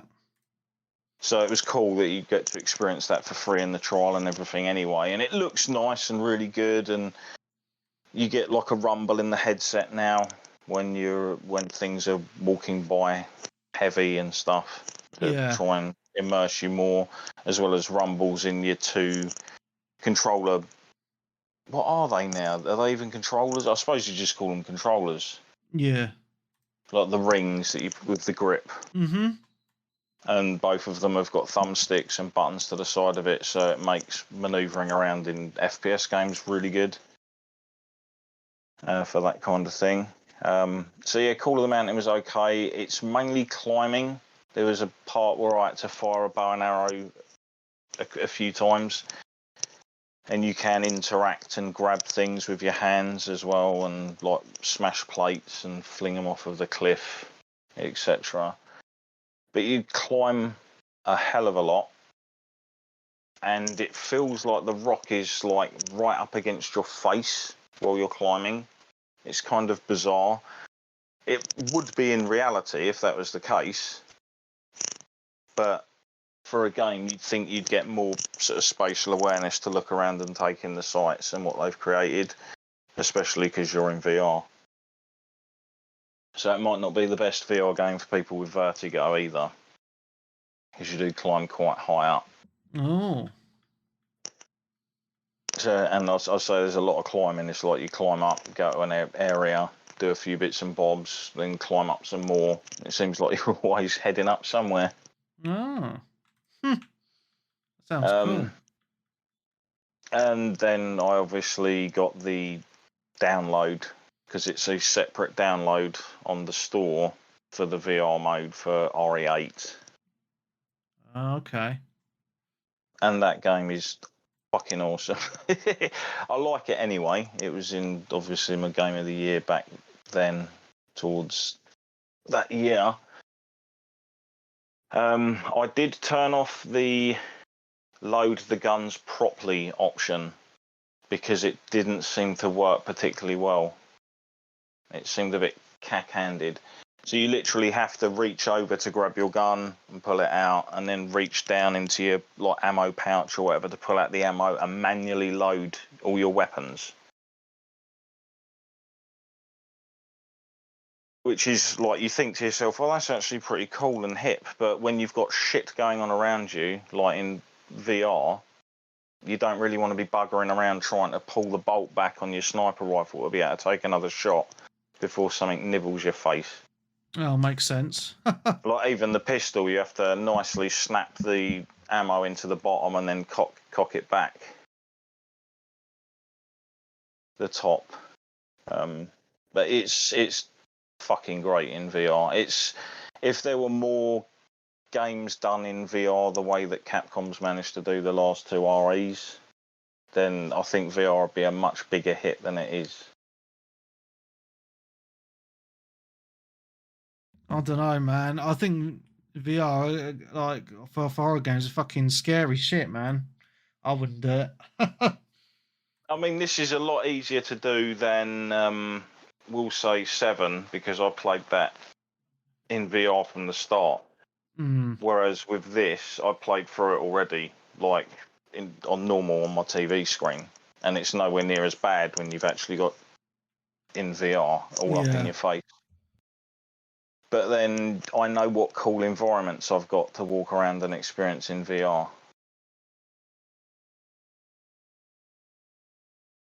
So makes sense, mate. That's a bonus. There's a certain part of the game I'm really not looking forward to doing in VR. I'll just say a bit when you're avoiding a certain water monster or water creature. A lot of running and jumping. If I remember, getting to places within a certain limit, time limit. Oh, okay. It's basically like a puzzle, but yeah.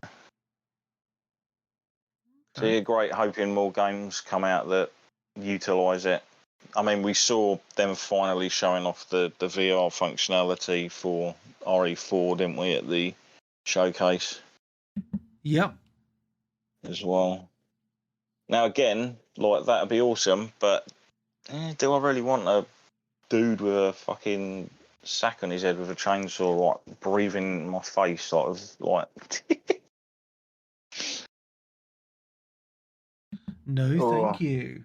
Because it's definitely something to get used to. Yeah. Do you remember in the beginning of the game when you actually get dumped into the cellar with all the bodies and you're crawling through the bodies? Yeah. And you see another one sat at the end, like just staring.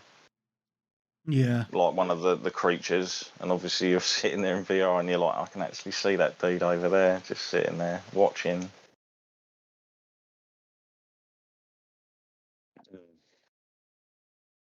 Anyway, back to you, unless you're finished. No, I've got just a couple more. Oh, I've got one more.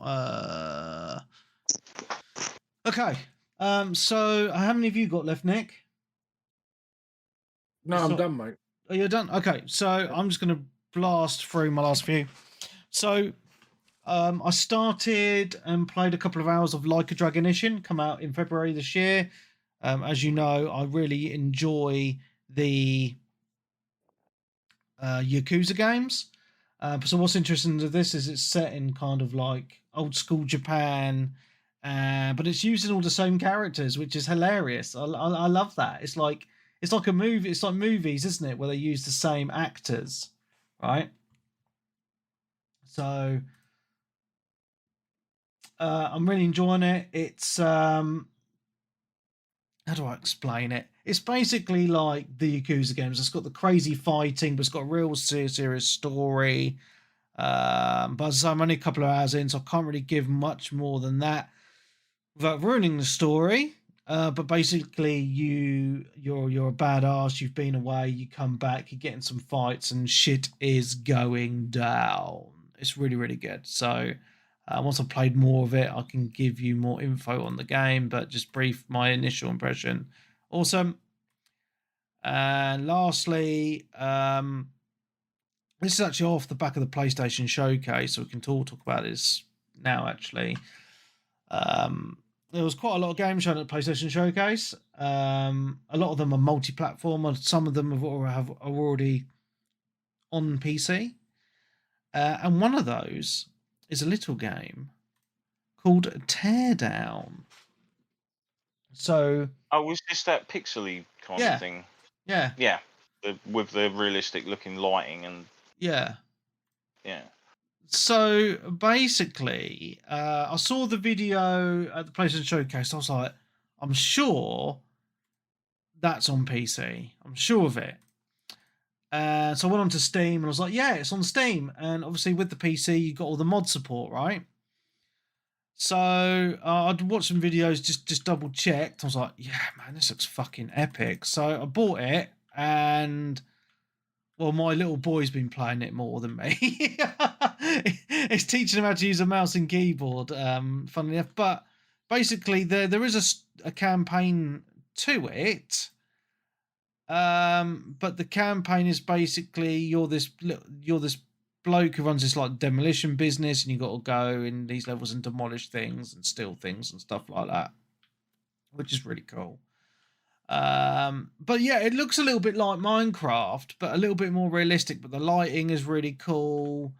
Yeah, it's just a really cool little playground, really. So I've done some of the missions, which I've really enjoyed. Going into the levels, like so basically it's a little bit like GTA in some ways, because all the vehicles you can drive, and there's like cars and diggers and demolition balls and all sorts of shit.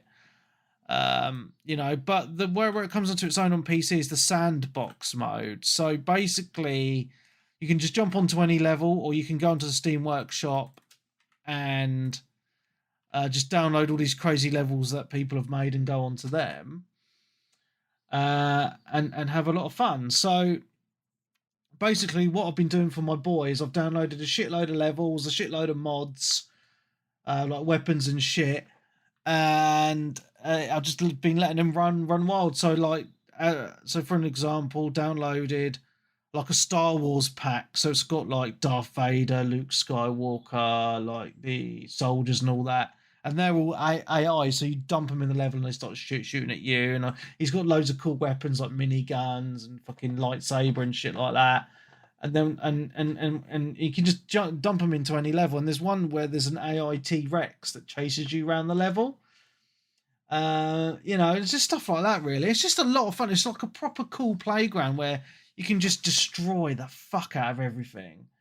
It's really, really good. The campaign I've played so far is, it's quite fun. But as I say, where it comes into its own is the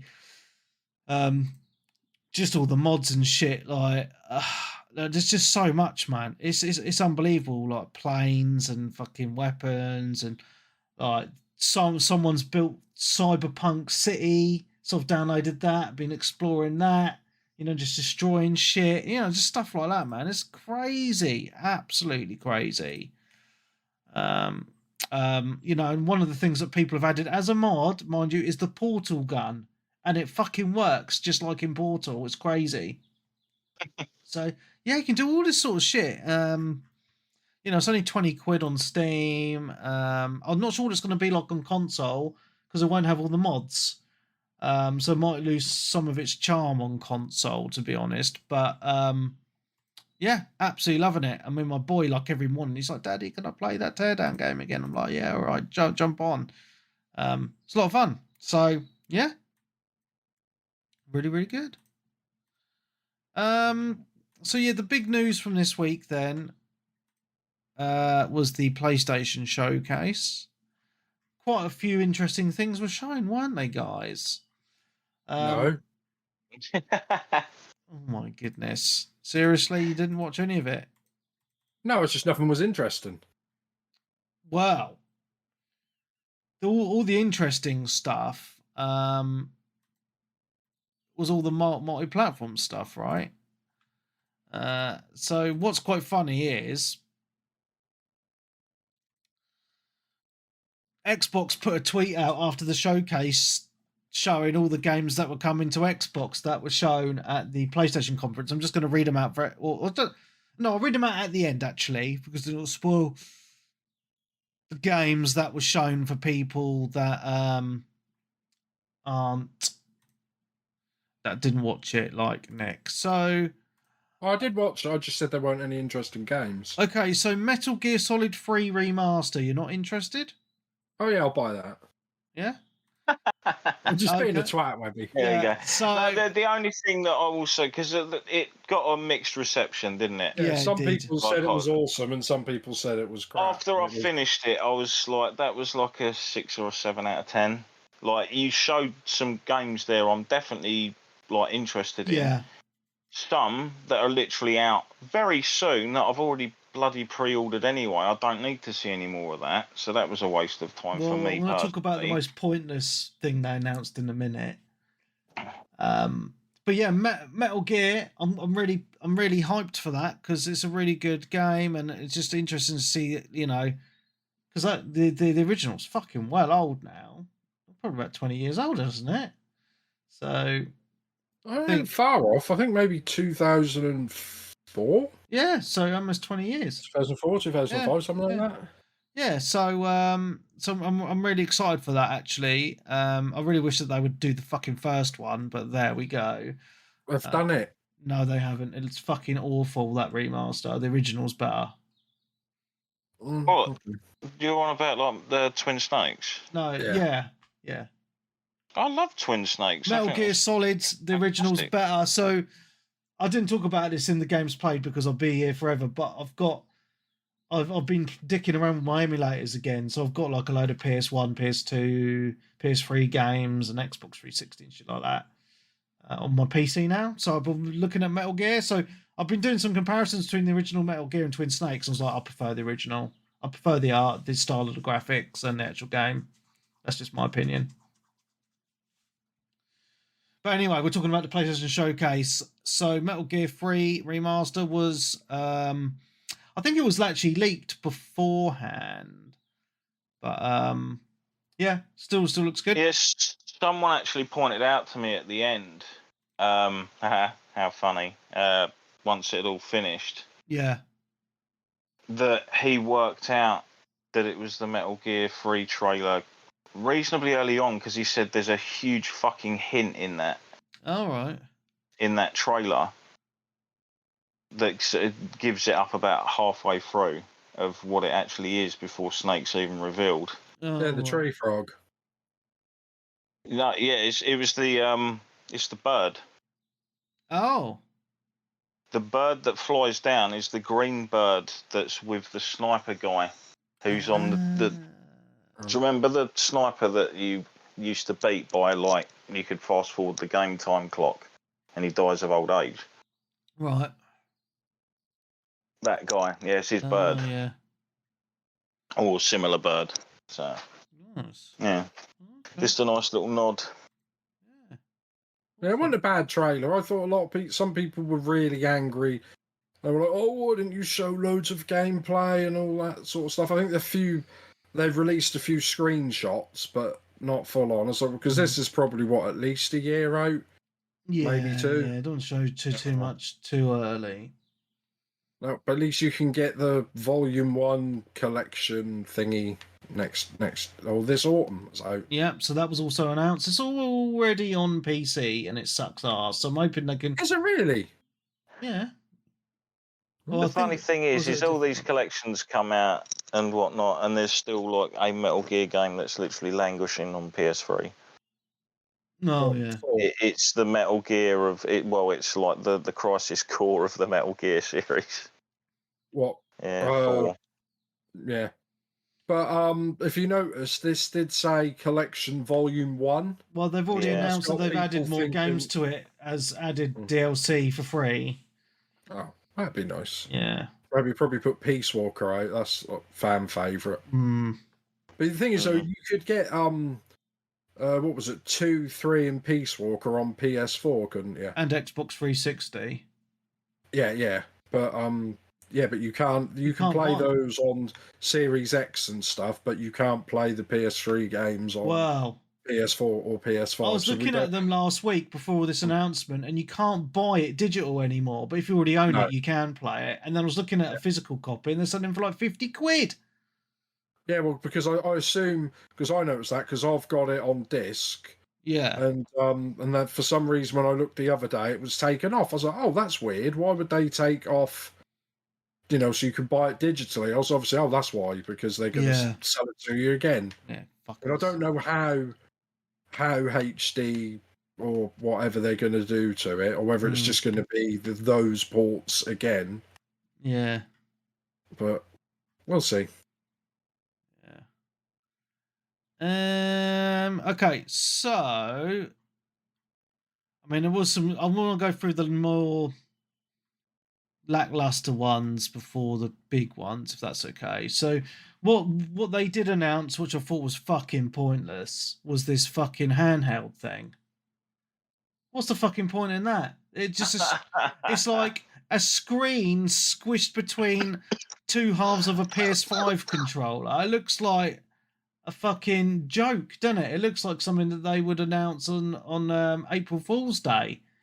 And it does look like a work experience kid made it. Yeah, and it's literally just a streaming device. Like, you can't actually download games to it at all. Literally, you got to stream them from your PS5. Well, you can already do that on your fucking phone. So what's the point? It's just stupid. More money for Sony. Yeah, and it looks ugly, man. It looks fucking ugly. But I did announce that alongside some earbud things as well. But yeah, probably be shit. Yeah. So there was that. Bungie announced Marathon, which looks quite cool because Marathon was their first ever game. I think it was on the Apple, wasn't it? On the Apple Mac. Yeah, Apple Mac. Yeah. So it's obviously a reimagining of something. So so that looks pretty cool. I can't fucking remember now. I've not written them all down. Oh fuck it! I'm just gonna go and just go by memory. So, super excited for this announcement, guys. Dragon's Dogma 2. How excited are you, Darren, for Dragon's Dogma 2? I'm not. I wouldn't say it's super excited. I'm happy it's happening. Okay. I'll get more excited towards the time when it actually comes out. Okay. But I'm happy with what's been shown so far. They haven't strayed too far off of the aesthetic from the original. Mm-hmm. So it doesn't look like super amazing. But then the original one never did anyway. It was sort of weirdly stylized in its own way. Yeah. Anyway, I'm excited. I love the first one. I can't fucking wait. So there's that. Bungie also showed some fucking Destiny 2 bollocks I don't give a fuck about, but Cade 6 is not dead. He's alive, so people obviously quite excited for that. I'm just double checking. Alan Wake 2 trailer looked really good, didn't it? Yeah, it did look really, really good. Really fucking good. So I mean, we've already seen some of that anyway, but it looks like it's set quite a while after the original Alan Wake, because Alan Wake looks quite old, and it looks like you play as another character as well, this police lady. So that should bring a new dynamic to the mix. So I'm quite excited to see how that all pans out. So that looks cool. They showed off a trailer for the new Assassin's Creed game, Assassin's Creed Mirage. I'm not really excited for another Assassin's Creed. No, I mean, there's a lot of people that are going to be excited that this is going back to its roots. Yeah. Moving away from like the pseudo RPG thing that they've done for the last sort of 3 games. Yeah. But I don't know. It just didn't grab me particularly. But I can't say I'll never buy it or ever get it, because you never know. But at the moment, it hasn't grabbed me personally. We'll have to see what else is out around the time of the year when it drops. Yeah. Any you two interested in what's it called? Phantom Blade Zero. It kind of looks like just Ghost a bit. of Tsushima. Yeah, that looks fucking awesome. That looks awesome. that was the game I thought, yeah, I'll have that. That was the one where it's like, oh, we're off finally. We finally got to some new good stuff. Yeah, that was like the game that I'd want out of all of them. But is it vaporware? That's the thing. I've seen so many sort of like trailers for like these Unreal Engine games that kind of never really seem to come out. Yeah, or it'll come out and it be like, and it's one of those. It's too good to be trues. Like, yeah, everyone has said the same thing. If the combat in the game is actually like that, fucking awesome. But I doubt, push X to doubt or whatever it is lingering there. I mean, it was only 3 or 4 weeks back where I watched the trailer, which went up. I think it's PC and PlayStation and stuff, possibly Xbox as well. Chrono Odyssey, which is like this apparently brand new Korean. Oh yeah, Unreal that Engine awesome. 5. And I thought, no way is it going to be like that. It like you want to watch a trailer where you just think, no fucking way it's going to look and run like that. Because if any game did, everyone would be all over it. Yeah, I think that we all think we're going to be watchdogged again, don't we? You know, where they just and then it'll just get a huge downgrade by the time it actually comes out. Because there's a game, isn't there, that's come out recently that loads of people waited ages for, like a redo of, was it Throne and Liberty on PC? It's like an MMO. And it doesn't seem to have gone down particularly well. Like, it sort of almost seems to play itself. They were saying everyone's using like auto combat. You just literally just run up to a mob and that's it. The game will play itself and attack for you and such. It's like, it's a game for you to play if you don't actually even want to play a game. It might as well just be like a mobile clicker game. Go here, attack that. Yeah. But yeah, if no one hasn't seen Chrono Odyssey, just watch that gameplay reveal trailer and just think to yourself, like, yeah, no, that's too good to be true. Like, yeah, you might be getting it, pushing that on a PC with like the highest rig, but you ain't going to get that on the PS5 version. Nah. So yeah, hopefully Phantom Blade Zero actually is a game that comes out, because there's a few games, isn't there? There's like one called The Pursuer, also coming out from a Chinese studio. The one where you sort of like sword fight your way through like a story, and you're beating characters that you can then take their fighting styles and stuff from. Oh, right. Sounds cool. So there's more and more sort of Chinesey games coming through. Yeah. But they all generally lean towards a similar sort of like type of game, we'll say. Like things that can be monetized. Yeah. Okay. So yeah, anyway, onwards. Talked about Phantom Blade Zero. What else was there? I'm just trying to remember. They showed off more Grand Blue Fantasy Relink, which I can't wait for. Oh, That's yeah, I know you're my super excited for it, yeah. most anticipated games of that, and Final Fantasy 16 that was also shown. Another one. Oh, Did you hear the news about that, which they announced that's been gold for about 2 months, and that they said the game will be like completely on the disc, completable. They said they may have a patch for it, but it won't be, like you won't have to download anything to beat the game. So that looks pretty cool. A game that's going to come out and it's fixed. Well, we'll get to play it when that bloody demo that's supposed to be coming out actually turns up. They'll probably drop it on us next week alongside Street Fighter 6 and Diablo 4. So it'll just be like, oh, yeah. Good week, I guess. Demo. If you're gonna get the game, why bother playing the demo this close to release? It's supposed to be like the start. It's supposed to be the start of the game, isn't it? So I just want to see how it starts. I'm only probably going to play it about half hour or so. Well, to see what we're getting. The Final Fantasy 16 demo, you can save it and carry it on in the main game.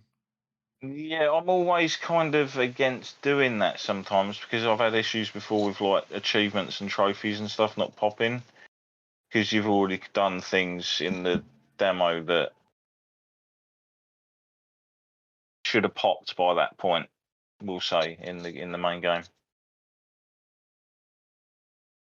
Fair enough.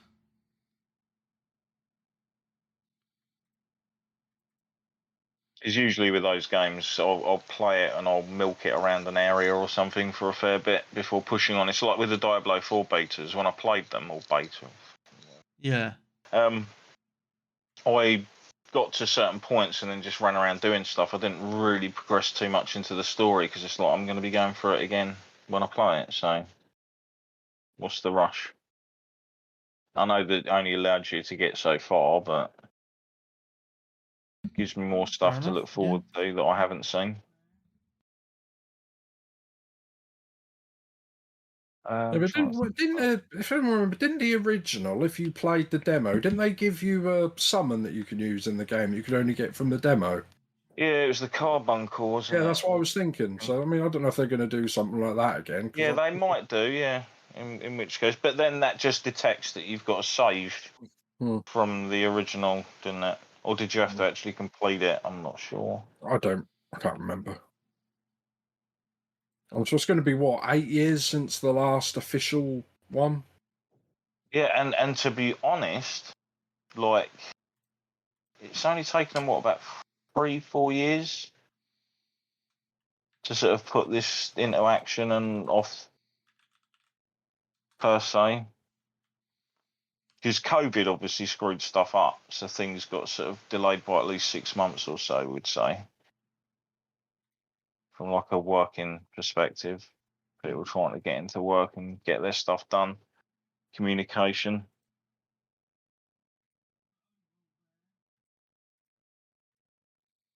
Can you think of any of the others, Webby, before we get to the end one?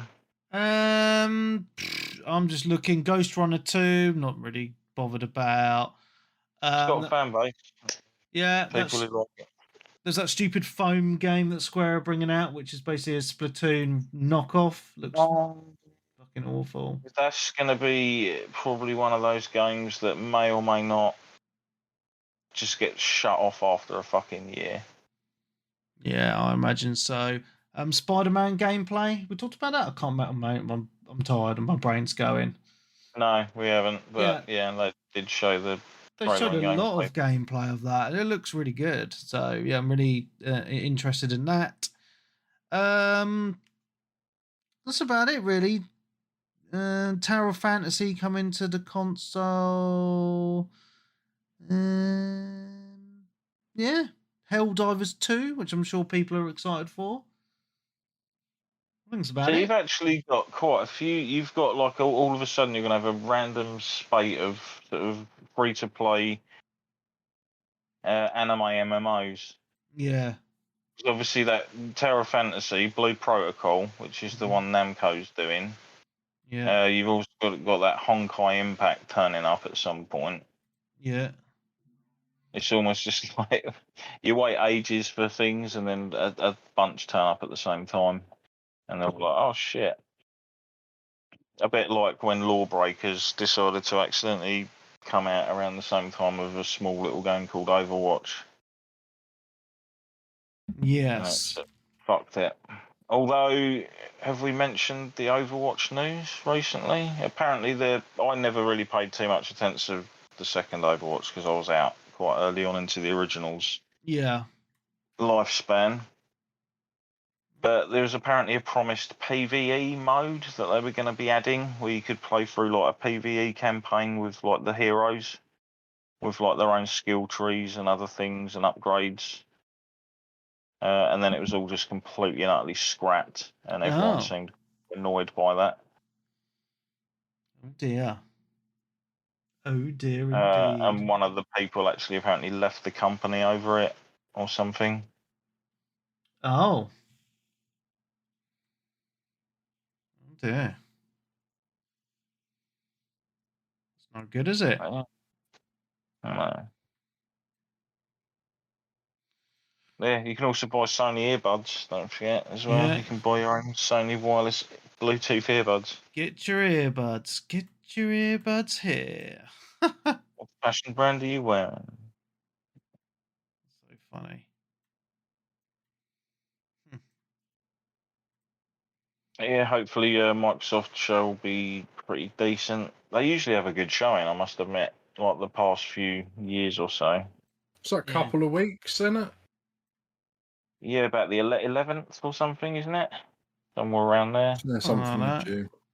I mean, But we've had these little ones going on as well, haven't we? Because obviously, like the Alone in the Dark one was like an announcement that was sort of like from some event. Marvelous have had an announcement where they talked about like new Rune Factory games and a few others.